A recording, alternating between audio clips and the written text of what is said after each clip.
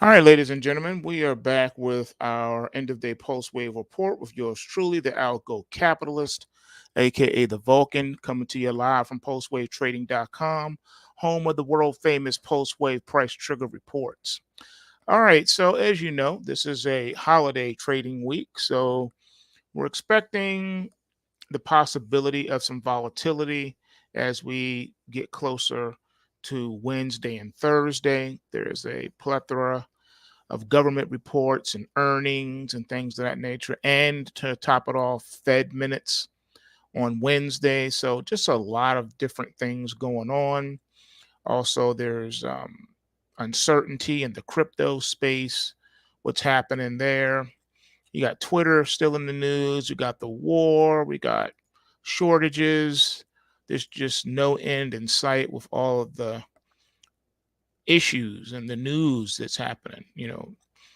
Good news, bad news, indifferent news, but nevertheless, there is news.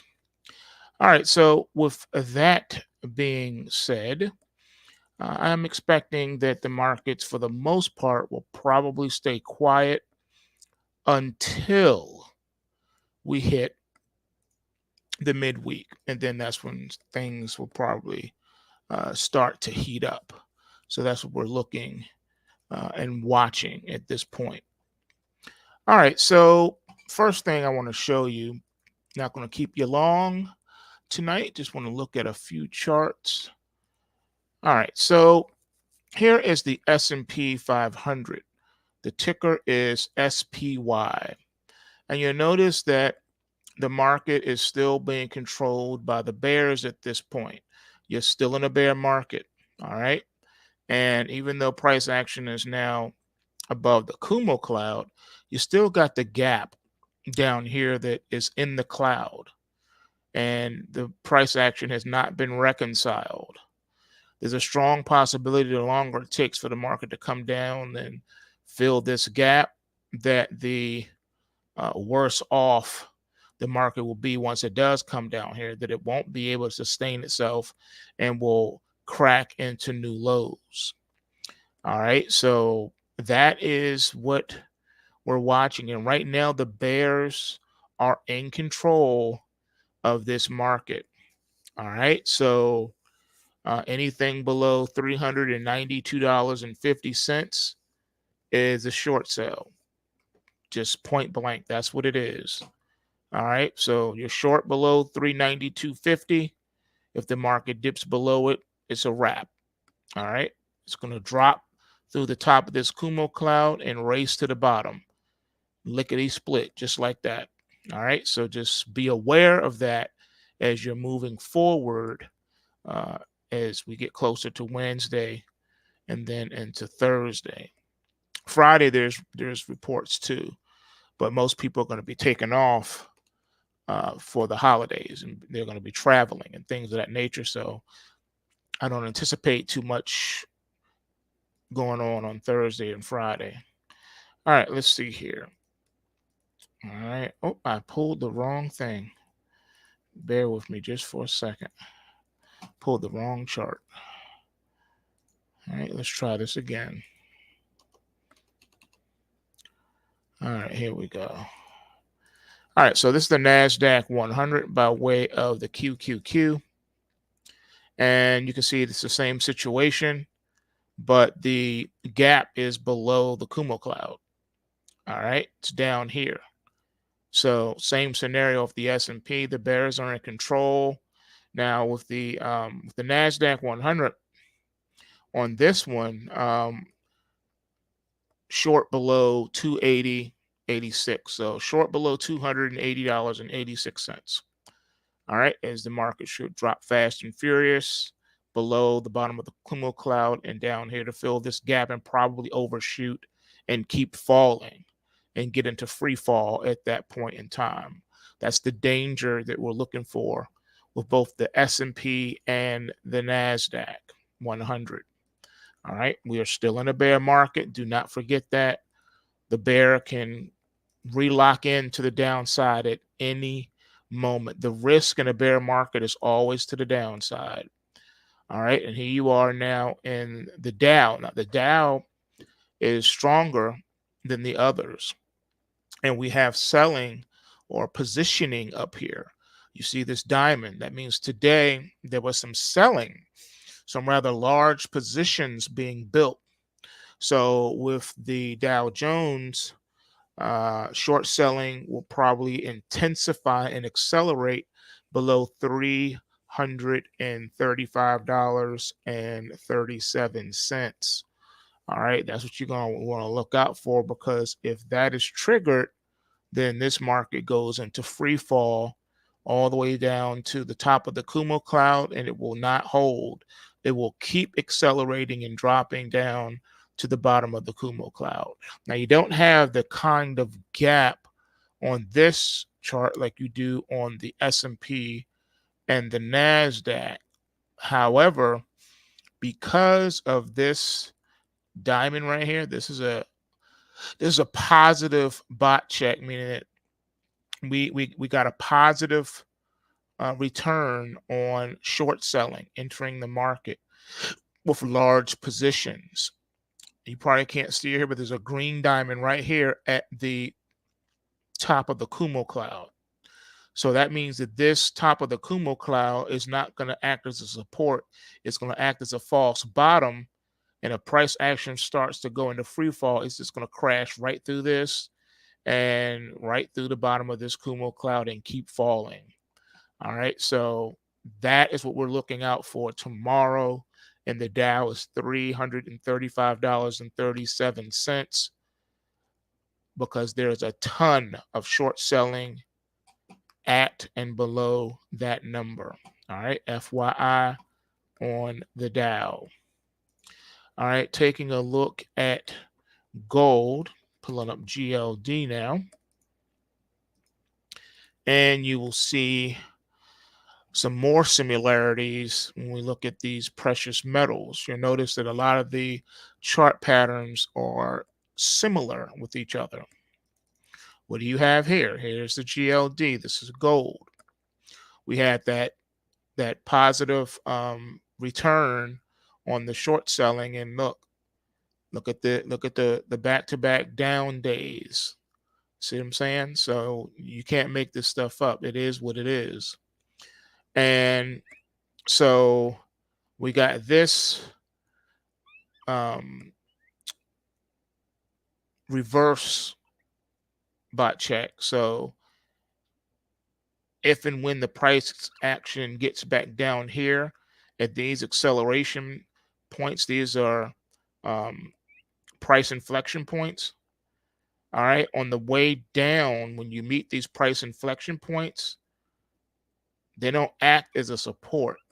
They act as an inflection point with a false bottom that makes the selling accelerate at these prices. All right, just FYI. Likewise, in the reverse, if the prices were to catch a bid and rally at this last price inflection point where the positive bot checks came back for big short selling, all right, this would act as a price inflection point and cause the market to explode if the market got back up to this price. So just FYI on the feedback loops on some of these within the pricing ladders. All right. So we are looking at a very big storm brewing in the making. All right. Where prices could explode if this is tripped, or absolutely collapse if this is tripped. So looking very interesting going into tomorrow for sure. Now, this one is the bid is going to the bulls. All right, the nod's going to the bulls. That's where the bias is. So we're looking for upside for the bulls to defend the top of the Kumo cloud here, and we're looking for prices to continue to trek higher in the gold market in GLD. Now, as far as silver is concerned, taking a look at SLV, you'll notice that it's a little bit similar, but slightly different, because we have a crash alert for silver. All right, we got a crash alert for tomorrow in silver in SLV. SLV does have this gap back here. So We're looking for the price to come down and at least try to close this gap and bounce off of the Kumo cloud, the top of the Kumo cloud at the $18 a share. If the $18 psychological support does not hold, then this will go into free fall to the downside. Then we're looking at taking out the 52-week lows. All right. So just FYI on how that is shaping up. Yeah, it's a lot going on, folks. A lot going on. And, things happen for a reason. So you don't want to, overlook things that are, showing themselves to you. All right. So as far as the crypto goes, let me show you that real quick. All right. Let's see. Hold on.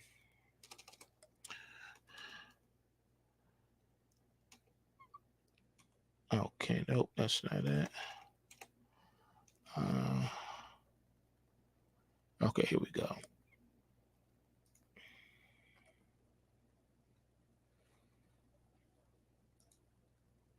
All right, this here is the Bitcoin futures. As you can see, the market's still consolidating up here under selling pressure, keeping prices at bay for the time being. All right, so definitely watching this one as well. The bulls are losing this battle. All right, the bears have the bias right now in the Bitcoin. And last but not least, let's take a look here at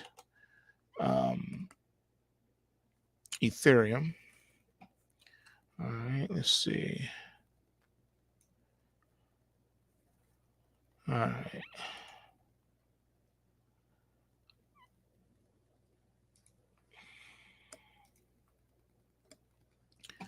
All right, so taking a look at Ethereum, we have a crash alert on this one. So a little bit different what's happening here at the top of the Kumo cloud. So the bottom of the Kumo cloud is in play now on the Ethereum. I know it's getting weird, man. It's getting weird around here. But that's what we got going on, folks. So remember, we are in bear markets across the board in most of these markets. So you definitely want to trade accordingly. Now, the dashboard has been updated, so you can go ahead and refresh your browser and take a peek at tonight's trades. And also, I finished the trade journal as well. All right, so y'all know what it is, man. Smash that like button, and remember, bulls make money, bears make money, and pigs get slaughtered. So remember to take what you can and give nothing back. What that means, simply put, is do not turn winning trades into losing trades. All right, so when you see profit, you want to start trailing your positions, and you want to use the POP methodology, which is also on the learning tab on the website at pulsewavetrading.com. Familiarize yourself with that so that you can lock in your profits. All right. Always remember, we don't start popping our way through the market until the day after we are triggered into a trade. So if you get triggered into the trade right now, as you're listening to my voice, you're not going to start popping your way through the trade until tomorrow evening. All right. So just FYI, if you start popping your way through the trade too soon, you run a high probability of getting stopped out of the trade prematurely. And we do not want that to happen. All right. So FYI, you know what you need to do. Just get in there and do it. All right, folks. I'm out of here. Smash the like button and thank you. I appreciate your support, TV. I thank you very much. Good looking out. And I'll see everybody else in the next video or in the trading room if you go to pulsewavetrading.com and take the 14-day free trial. And I'm out. Peace.